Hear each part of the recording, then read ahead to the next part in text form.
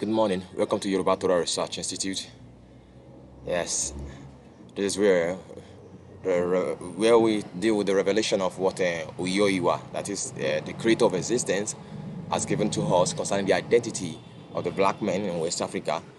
Yes, which the Torah, which according to the Torah, the ancient book that was document that was written by Moses. We call him Moses, but his name is Moshe himself, as is speaking out in one of the West African language just by the addition of vowels, and the information that is coming out by addition of vowels is coming out in kind of a language that is spoken, that is well known with the Yoruba, also the Nupe, spoken in Benin, spoken among the Galas too. So it's speaking out, it's bringing out names of some of these tribes, some of these people as the 12 tribes of Israel. So this is what we deal with here, the revelation of Uyoiwa, and the Torah, the ancient document, the Atoiwairi, which we call Torah now, but actually Itoiwairi. So I can call it Atoiwairi, I call it Itoiwairi. That is the meaning is that it's a guide of profitable existence. So by our work, as we work on it, by the revelation that the Lord has given to us, we get words that are coming out in the language that the Yoruba people are speaking. But the language coming out is actually more detailed and more efficient, more than the Yoruba that is being spoken today. Because there are some Yoruba words that we cannot really understand. But the Yoruba coming from the Torah is actually from Atoiwairi, which is Torah, is actually more, explains, is more meaningful than some of the words that we use today. And they help us to understand some of the words we are even speaking today. Maybe due to intonation and everything that has changed through the oral passing down without the documentation and the professional aspect of the professional know-how, those that are linguistic, without their linguistic, and so this is what we do here today. But today we are really looking at, we have something very, very important based on what is presently happening in amidst us now in Nigeria. Now, a warning to Igbo Israelites.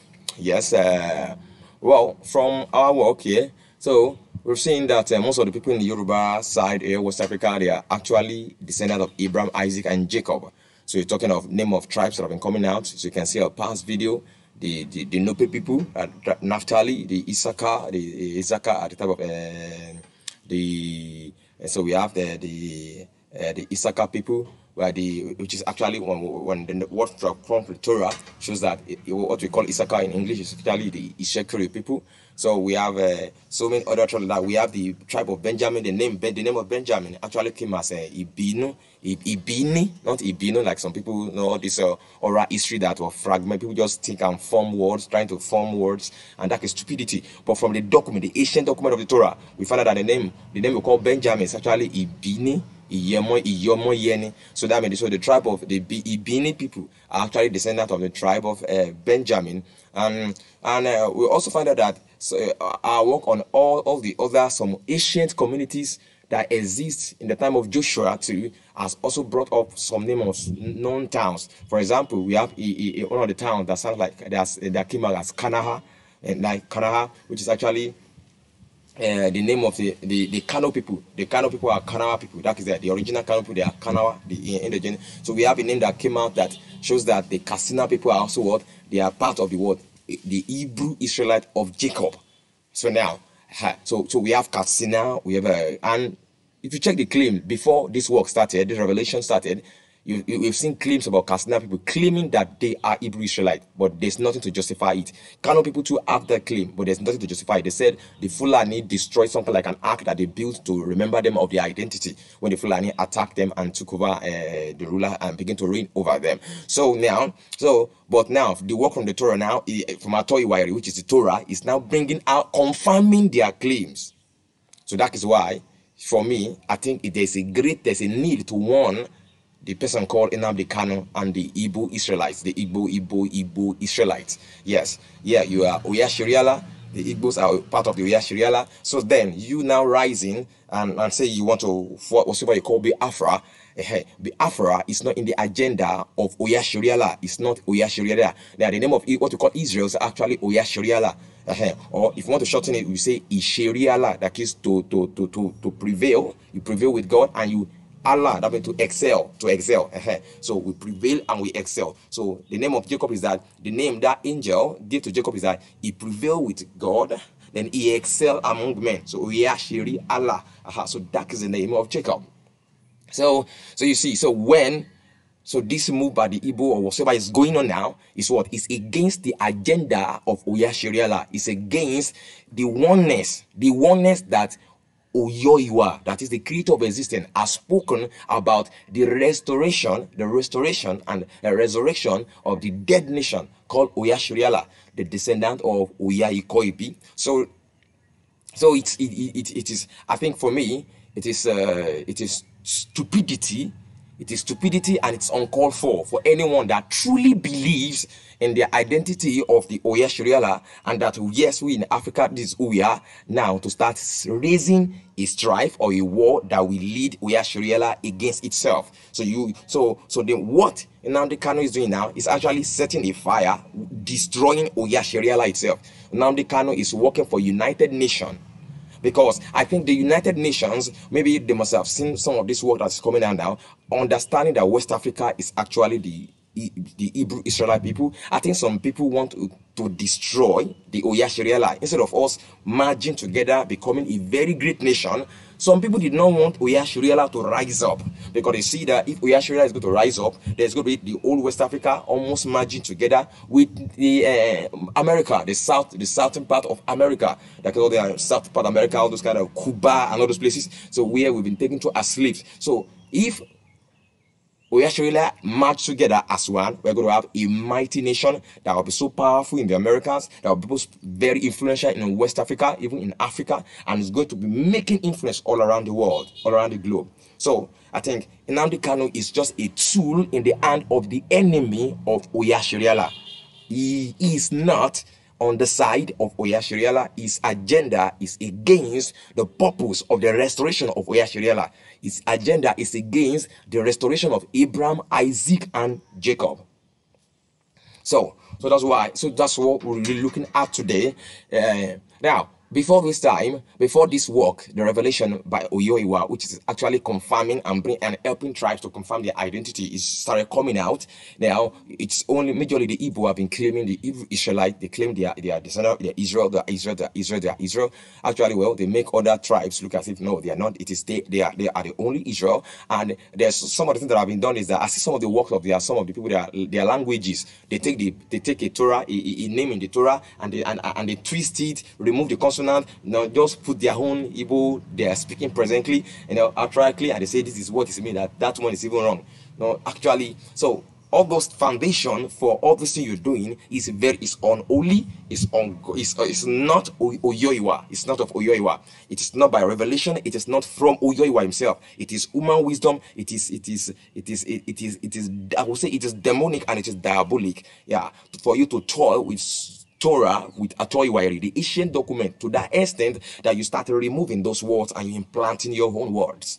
So now, but here we leave the consonant have been left alone, or the consonant, even so the work here is more efficient and more effective and more than even the modern Hebrew. So this is the key to the identity of Oyashiriala people, that is what of the true Israeli Ishiriala people. And so for us here, it is what everyone whose name is coming out according to Daniel chapter 12 verse 1. Yes, the name shall be found in the book. Israel shall be restored. Yes, and the name shall be found in the book. So according to them, so everyone whose name is coming out from the books now, every community, they have one family. So anyone that want to steer anything, any attempt to now strive to steer war in between these people, this one family, is against the agenda of Oyoiwa and must be stopped by all force and by all fire. So now, so let me go. Let's deal with the Igbo Israelites. Well, Igbo. So what is actually the name? So what is the name? Is it Igbo or is it Igbo? Actually, what we can see is that in essentially something very quickly. These are the Hebrew. These are letters. So you can see this is what this is. These letters. This is more old. This is a Paleo Hebrew. These were ancient Hebrew letters. So this thing, they are the same thing but written in different form. This is talking about the kind of a ox head. So this is well, this one is still talking about ox head, but here it's more like the diagram of an oxen, and then you can see the horns. So these are the way. But there is a letter that is actually missing in the Paleo Hebrew. In the Paleo Hebrew, there's a letter in the ancient Hebrew. This letter, which has the B sound. You can see it has the B sound. It is the B sound, and it means to rope. So no, these letters, they are like when you have A for apple, B for ball. So you take a letter from an object that have the sound, you use it to represent. So that's what this diagram are actually for. So they have the sound, they look for an object that carries that sound, and they use it to represent that sound. One that is very common. So now this is a knot, a rope, like a rope that is being tied. Like it's something that is very tight, that is very very knotted well. And in Yoruba it means boing. That is also so boing. So now it is that B sound. So that word going must have been very common to them then, that they should use this rope, that is tying a rope. Of course, in the ancient days, you have to tie one thing or the other daily, whether you're traveling, you're on the ox, you have things like that. So, or even most of their houses has to involve some of these things about ropes you have to tie. So they use the word. It's very common to them. So they say going. So for the B sound, and so it means rope. Actually, it means what? The knot, when you knot a rope. So which is going. But in the Paleo Hebrew, they do not have a letter for that sound. The Paleo Hebrew did not have a letter for that sound. So let's also see a better table. So here you can see, look at here, you can see something here. You can see the picture here, the early ancient Hebrew. You can see the middle, you can see the Paleo Hebrew. You can see the English, and you can see that. Look at this A, Paleo Hebrew A, and this English A. You see that the English A and the Paleo Hebrew is like just the same thing, just turned upside down. So you can see a lot of. You can see that even most of it seems the English letters are just English letters are also taken from the. So look at the D. Look at the D. So you can see. Look at D. So you can see that it's more of like just turning something upside down and then making it. I'm calling it and making it different. To put a little different now, but now let's go to our main point, is the B sound. See the B sound. So the boing, which is what that means in the Paleo Hebrew, in the ancient Hebrew, there is the B sound, but in all those works that came, they did not have the B sound. It's absent. So well, in the English did not have the B sound, but for the Yoruba speakers, they gave a combination of two letters, which is what? G and B, which is the B, like for the B sound. So how they come about this as for B sound is, well, it must, for me, I think it must have been their linguistic that must have thought that, yeah, the G and B, well, will give a kind of a B sound, maybe probably in their own oral English. And another thing is that I want to believe maybe they must have seen some other works whereby they see that B sound it's a combination of the G and the B sound. They must have seen some other words. That's where they just imbibe, because most of the letters here, you can see from what we've seen so far, like the A and then the B, you can see that it's like even like the Q. See the Q. So see the Q, the Hebrew Q, and then look the English Q. Let me put that. See the English Q, let me put it in capital. You can see that it's just the same thing, just twisted and refined and make it to be a little different. So I believe they must have seen this also from other sources, that G and B represent, they can give the B sound. So that's where the challenge is. So I think that is where the challenge about the Igbo and the Igbo words comes out. That's where the argument, and then whether they are Igbo, whether they are Igbo, whatever you want to call them. Now, this is from our work here. So this is what we see. Now, the name, there's a tribe called Gibeah, or they call it Giboa, whatsoever in the Hebrew. I'm talking about the English Torah, English Bible. Gibeah is one of the tribe of the Benjamin. Well, and it's one of the tribes that created the first problem. The first civil war in Israel was started by Gibeah. So I mean, Gibeah has a kind of thing about, because and what is it? The Gibeah people, they refuse to. Their people did evil, and they refuse to punish their instead of punishing their own people, some of their people that did the evil, that committed sacrilege in Israel, that did a great evil. They are ready. They are ready to fight the whole nation, rather than punishing the few people that commit evil in their midst, because they believe they are strong. They believe they are they are very smart. So this is the name. This is written in the ancient Hebrew Torah. So that is in the pictorial Hebrew letters. So, and this is in the English letters. Now it's said to mean ili, that is it's kind of a slope, like a slope on vowelization. So we have igun. Igun means something that you climb. It stairs.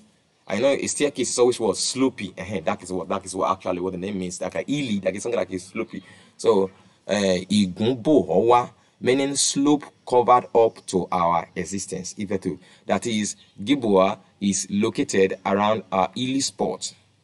Gilboa, that the Gibeah is actually Igumbo is located around Ili spots. You can see that most of our let's say place that around Lokoja, if you go to Lokoja, you see some of these areas that they are in between great mountains. So there you see hill surrounding that particular community. You see a way in and one way out. So you can see. So these are kind of this Giboa, which we call Giboa in our English Bible, but which is actually Igun, that is slope, kind of has an area that is surrounded by slope, or some of them situated on the slope, but that is covered, it is surrounded by a slope. So that is what we look at. So that is the names. The way the name comes out based on their own definition. It means ili. That is what you are kind of the hill, the slopey part of the hill. So igumbo. So look at this word igumbo. So for us here, I think the challenge here is this word igumbo. So in our study of the speaking of Hebrew, I noticed that there are some words most of the time that used to be very silent, especially the W sound, like this W now. When they speak, most of the time they don't, like this igumbo or one now would have become igumbo, so they omit the Y sound. Sorry, they omit the W sound. So make it igumbo. So, but looking at also that time till now, you notice if there's possible for also, since this is a sentence igumbo or what, so they could choose igun and make it a name and make it shorten the name to igun or again igumbo. So, but we stand with that kind of the word that the word Igbo or Igbo is actually a kind of fragmentation of this old sentence igumbo or what into kind of shortened form like igumbo. So I think this is where the challenge is. Now, when they drifted from the ancient pictorial Hebrew and they drifted into the other Hebrew formation that did not have the letter B. So they have B in most of their in their words. They have the B sound. They have the B, and now they now have a lettering system that did not have the B sound. So I think that's where the challenge is. That now, and so I want to believe. So that's why I believe that the GB sound from the English as B is actually not the English that formed it. Actually, they must have seen it in some other places. So I want to believe that now in Paleo Hebrew too, there's a place they have a place whereby the GB sound is also used as B to represent the B sound. So I think so. This is where the challenge is now. Is either you call it now. This is it now. It's either you call these now igumbo, which most of the time in Hebrew, in the ancient Hebrew speaking, even not ancient Hebrew, even in the Yoruba speaking, there's a way when you are reading a word, you want to read for understanding, but the spoken word, the oral word, most of the time, the word that is spoken among the people is always different most of the time, because what is spoken among the people, they tend to be very fast, so they shorten, they remove, they don't obey rules. So this is what Igbo. So Igbo. So now, and the challenge is that when our ancestors, due to all the ancient with the wars they've been through, death of most of their linguistics, maybe being taken away into slavery and some of them being killed, led to a loss of kind of perfect understanding of his language then. So it's very, so people that are just speaking, anybody can just, so kind of all the twisting. So surround to believe that, so the word, it is this word that was reduced to Igbo, Igbo, Igbo, Igbo, that is, which is Igumbo, where the G is kind of very silent, but it's still there, Igbo, Igbo. So that's something like what we call Igbo today. But then where the other challenge is also is now, the other word is that now having the understanding that there's a sound that is called B, and probably, and yes, I'm using the word probably, that then too, that the way we English use GB gave us GB for the B sound, that in the Paleo Hebrew too, they use the G and B to get G and B together for the B sound. So if that is happened, that means there's possibility anywhere they see the G and B together now. Now this is supposed to be Igumbo now, but for people that understand that, yeah, G and B and also means B. So now, so if they want to call it and kind of call it, call this G and B together now, it's going to be what? Igbo. Now this is Igumbo. But if they want to call it together this way, that is taking the G and B as a letter, you have what? Igbo. Igumbo. Igbo. Now, another thing, this is not just peculiar to the Igbos. Even among the Yorubas, there is a place called Ibogun. Ibogun in Ifo area in Ogun State. Ibogun. The same place, the same name. It is pronounced as Ibogun. It is also pronounced as Igbogun. Do you see? So it shows that this thing is not just peculiar with the Igbo. Even among the Yorubas, we have Igbo. Okay, Ibogun. Igbogun. So now, so it shows that this, what we are talking here, this error here, and this challenge of changing from one letter to the other, did not only affect the name of Igbo, so they call it Igbo. To the Yoruba too, they call it a place there, they call it Ibogun, they call it Igbogun. This, and the name is the same thing. So it shows that there is a root. This root is not just about the Igbo alone. This what we're discussing is not about the Igbo alone. Is it even in the Yoruba conversation, the Yoruba names, we have this kind of challenge. And also another thing is the what we call Igbo today. Igbo, that is bush, forest. So what you, as a Yoruba person, I know forest is called Igbo, but I can't explain it. No, normal Yoruba words, perfect Yoruba words should be able, you can break it down into simpler kind of syllables, and you'll be able to explain how the word was generated. But the word Igbo, you can't explain it. But now, and I try that instead of let me not call it Igbo, let me call it Igumbo, or call it Igibo. Now, I see that is perfect. What is forest? What is called Igbo? Igbo, which is forest, what? Where we have tall trees. That is things that are very tall. Trees that are very tall. That, a place, a land that is filled with tall and high trees. Now, Igi, and that is what? All these trees are called what? Igi. So now, I can say a forest, Igibo. Igi, that is covered. That is trees that covered. That is talking about very big trees. So, Igibo is actually a perfect word for forest.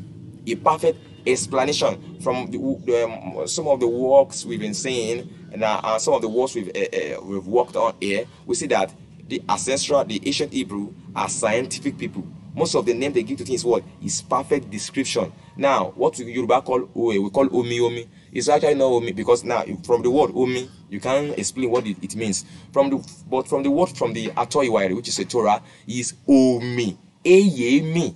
That is something that is shaking, that never stops shaking. So it is that Omi that we now turn to Omi. So now you can see the difference between where we were coming from is Omi, Eyemi, then shortened to Omi, something that was shaking. But now we turn it to Omi because we lost connection with our people.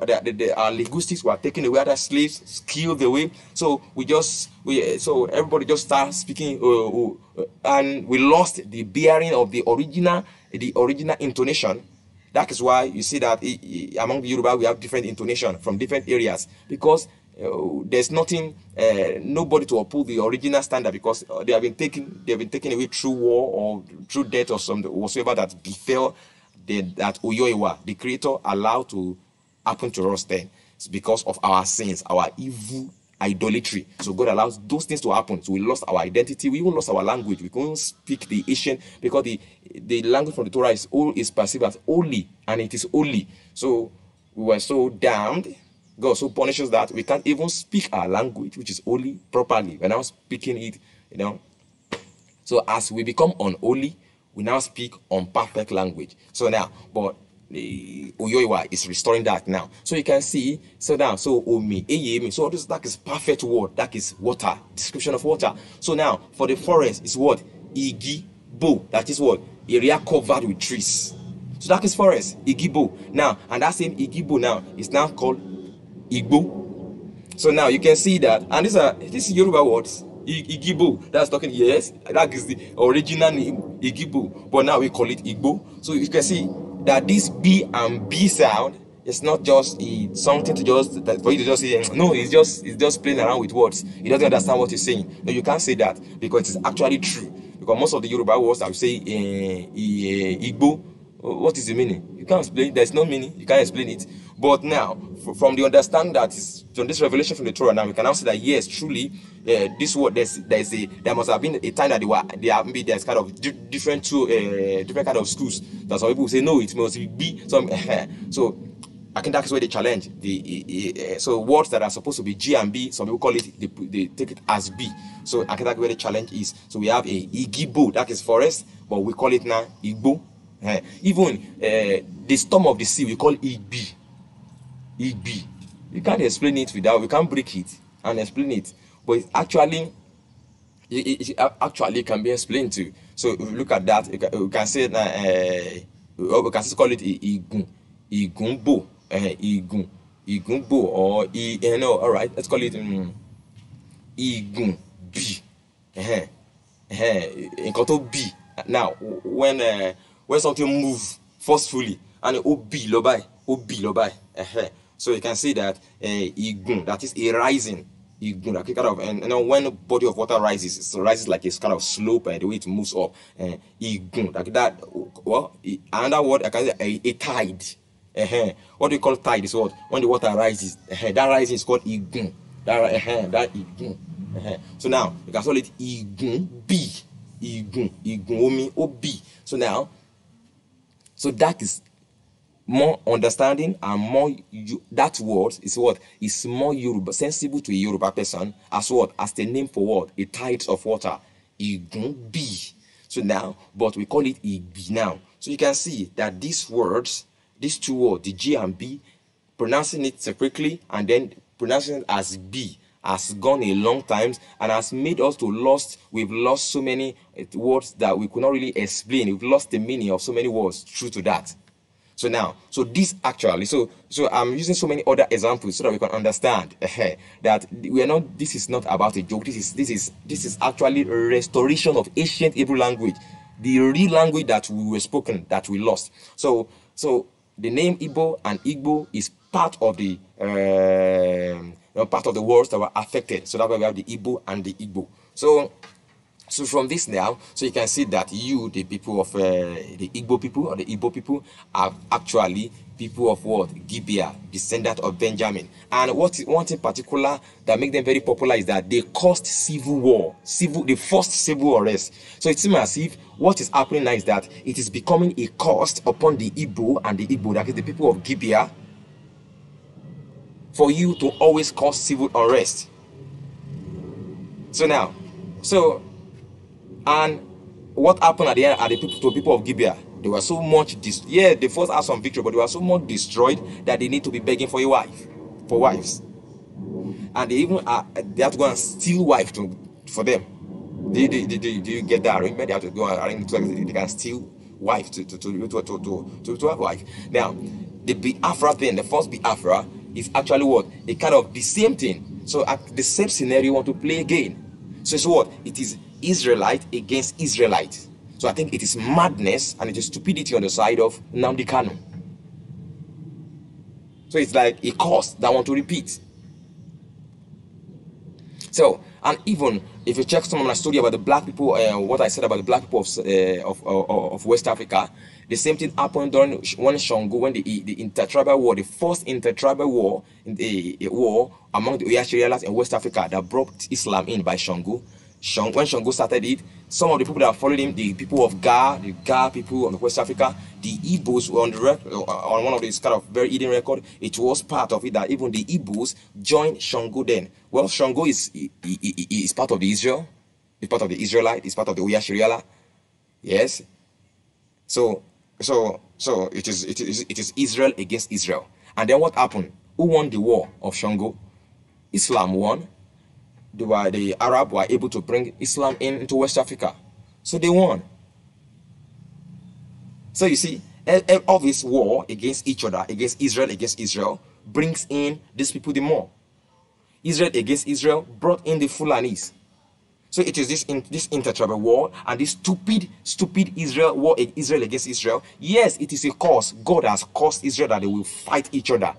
But now, it is no time for cause, because this revelation coming out, this revelation coming out now is what? It shows that God is ready to put an end to that cause.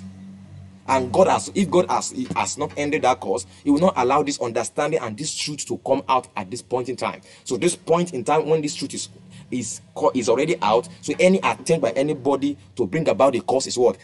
Should bring the cause on that particular person. So now, so these are my words.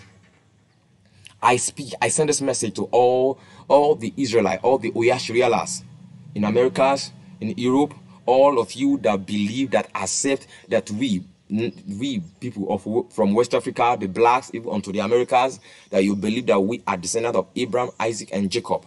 You that believe that the black people, yeah, that is who we are. So I think, so now this is what is for you. Any of you who has given a penny or who want to give a penny to support the war in Nigeria, I declare you cursed and unfit for the restoration of YHWH. YHWH shall be restored, but you shall not be part of it. Again, anyone who is expecting, who is waiting for the restoration of YHWH will never be part of this Igbo Israelite war, because this is what? Israel against Israel. So anyone from henceforth who will give a penny, as much as a penny, who will give support, advice, even to this so-called Biafra move, which is against the unity of YHWH, shall have YHWH, the creator of existence, against him. So you shall be cursed. Anyone who did it shall come, or is under curse already now, as I am saying it. I stand here as a servant, as YHWH, that is a chosen of YHWH. I stand as YHWH's chosen, YHWH, and I speak this word, that anyone who gives support to this war in Nigeria, this civil unrest in Nigeria, to bring Israel against, to destroy Israel, to make YHWH to destroy itself, is under cost already in the name of YHWH. And I speak, everything you've labored for, everything that YHWH has given to you, that from it you now take to make Israel, to kill Israel, shall be taken away from you in a twinkling of an eye. The ground where you are, that land where you are, that YHWH has allowed to prosper you and increase you, that land will work against you and swallow you up and swallow everything you have gathered in the name of YHWH. There's only just one thing. Just put an end to this, to every moves, everything that has been done, that you have been doing. Any advice, any support to this move must cease immediately. Anyone that refuses to cease in any of this move is coming under the curse of YHWH. Now, what is the name of YHWH? Is the creator of existence. So when you are under the curse of YHWH, the creator of existence, it means you will not have a profitable existence. When God cursed Adam, He said what? This curse is what? Arun iwa iri. That is destruction of profitable existence. So I speak the same word Ofoyoiwa against anyone who is encouraging war among the Israel to kill Israel. Arun iwa iri upon you, upon the works of your hand, upon everything you have gathered. Arun iwa iri. Destruction of profitable existence in a twinkling of an eye. It is happening now already in the name of Oyoiwa. So it is very clear message. No Israel against Israel war again.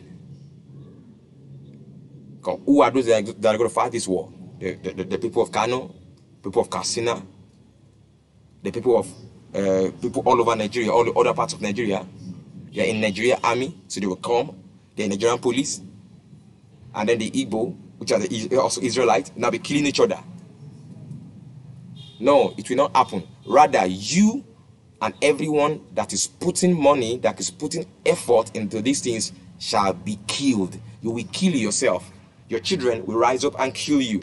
Now, all of your whatsoever you've got, that whatsoever you are using, your cars, all those things will rise up against you and kill you, because you are fighting against the creator of existence.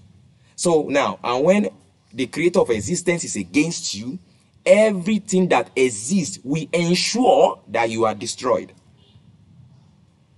So it is a very sharp one, it's a very quick one. So please quickly take to it and give us the peace that we need. Because now we need peace to pass the message of YHWH. We need the peace to reach the people in West Africa. And now, and some of you that say, yes, what of the marginalized? What is nobody is marginalizing anybody. If you see my previous video on whether Nigeria should divide or not, the North, they are all the people there, they are also Israelites. So nobody is marginalizing anybody. Now, the difference between the North and the South is this. Now, the North, majorly they have been influenced by the Fulani rules, yes, but the South, we are ruling ourselves in the South. The Israelites in the South are ruling themselves. But now, who is better for it? Now, most of the things that come into Nigeria, they come into what? They come into the South. So we see that even all these appliances and all these imported things, even fuel, are more expensive in the North compared to the South. But the Northerners are not suffering as the Southerners. Why? Because the Southerners, which are the Israel and the Southerners, are evil. They are wicked. Most of them, they are into idolatry. Most of them, they will go and sacrifice blood before they take political posts. They kill people, they do all those nonsense before they get posts. So by the time they get to post, demons used to possess their heads. So now, this is what happened. Anything that is coming from the federal government that is going down to the people, to the grassroots, the politicians in the South, they sabotage it, they take it and share it among themselves. The most important are that there are people that they are farmers at the grassroots. All the implement mechanization tools from federal government are supposed to reach the farmers. Don't get to them in the South. Even, do you see COVID-19? COVID-19 money didn't get to grassroots people in the South. It is the government workers and all these politicians. They are the ones that sabotage everything. But in the North, they will announce where it will be given. You will see people going there to go and collect it. Do you see? People under Fulanis are better, are sensible. They are enjoying because they are getting things more than the people in the South. Now, let's go about the issue of the tractors and everything we're talking about. Now, tractors are being given, supposed to reach the people the grassroots. And you know, in the South, we have rain, we have water, so our lands are very green. So we are supposed to be the major producer of foods in Nigeria. But it is not like that, because our farmers, they are still using cutlasses. They are using cutlasses and they are using hoes. They are using cutlasses, and still now, most of our farmers in the South are using cutlasses and hoes, the major farmers. So they can't grow anything much. But all the tractors and all the mechanizing tools that that's supposed to come from federal government to the grassroots is being taken by what? By the senators, by all these political leaders Some of them, they have farms in the north. They will now take the tools that are supposed to be used by the farmers, by the people, grassroots people in the south, they take it to their own personal farms in the north. And some of them to take it, they put it in their own personal farm too, in the south too. So now, so you can see. So now, in the north, there is excess of food because they are able to use those tractors and everything they get to the grassroots people, so they can produce enough food. But in the south, we can't produce enough foods. So now, and the most immediate important thing about for life is what? Is food. The most important thing is what? Food, accommodation, and food. But here now you can see in the north there is excess of food. So the immediate thing that they need, every human being need, is to feed, to eat, and to feed your family. So in the north, they can live without all those if you're not buying fuel, you're not buying all those imported gadgets, so you can still live your life and enjoy yourself, because what? Price of food are not very high, because there's what? The food are being produced in excess. Almost everybody is a farmer, because what? You don't have to use cutlass and hoes. They use tractors and everybody. When I was serving in 2007, some of my students, they have farms. They are farmers. My student, SS2 student, yes, SS2, SS1 student, they are farmers. They have farms that can be run by all those mechanized tools. Some of them have goods on the trailers going to the south while I was there in the north. So now you see, so you can see now that is 2007. But in the south, as a graduate that time, I did not farming. Okay, I didn't have anything to farm, because farming until this day, farming in the south, major farmers, they're still using cutlass and hoes. So now, so this is what? This is the challenge we have in the south. We are supposed to be the major food producer in Nigeria, but because of what our leaders are doing in the south, all the tractors and everything that have been sent from government is not reaching the people. It's being sabotaged away by our leaders. So that is why all the food that we eat in the south is coming from the north. So, and it will be affected by any flinch on the price of oil or whatsoever. And remember, price of oil in the north is very expensive. So that is where if there's any marginalization, it is we ourselves in the south that we are marginalizing ourselves, our leaders in the south. And also, before I round up, please, there's something that happened very, very long ago. My grandfather, his name is Isaac Adeusi Oluga. During Awolowo's cocoa board, Awolowo's had a cocoa board then, the Western government, the cocoa board. So my father is one of the chief, one of the right hand of Alaki then, a chief in the palace, and he was asked to join the cocoa board. He was also a very great cocoa farmer. Immediately he joined the cocoa board. He saw the disparity, the prices the cocoa board are selling cocoa to the white man, and then the meager allowance that they are giving to the farmers, which keep the farmers impoverished. So he was not happy. So he wanted to use his presence in the cocoa board to change that. He started pushing, and he saw the cocoa board members buying cars, living large. So he started now convincing them that they should increase the price, the money that they pay to the cocoa farmers. Do you know what happened immediately? He didn't spend more than a month. They removed him. So this is kind of what is happening in the southern part of Nigeria. The elite, the people that call themselves elite, they see their education as an opportunity to eat, to impoverish the people under them. They don't want the people to grow, and they want to control the people. So things that are meant for the people, they take it to themselves. So that is the problem we have in the south. So what I'm saying is, the north is not the source of any problem in Nigeria. They are not marginalizing anybody, but we in the south, we punish ourselves. If you're in the south Nigeria, you will go Lagos, and especially Abeokuta, you will see lands that are supposed to be farmed, but who will farm it? Do you expect me to come and carry cutlass and hoe at this age to be farming? No. But in the north, all the teachers, all the government workers, everybody's into farming because there are tractors to do the job for them. So thank you very much. So please, we need the peace to spread the good news of our true identity as YHWH, that we are descendants of Abraham, Isaac, and Jacob. So we are not Israel will not destroy itself again.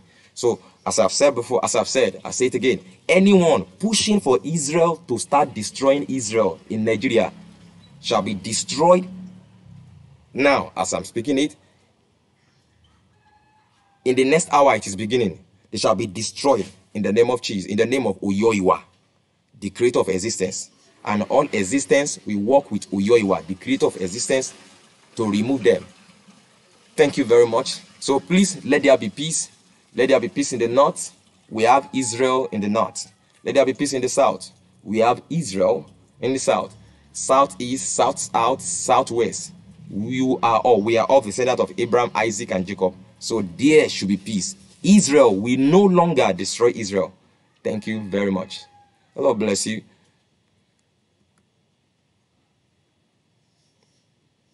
Thank you.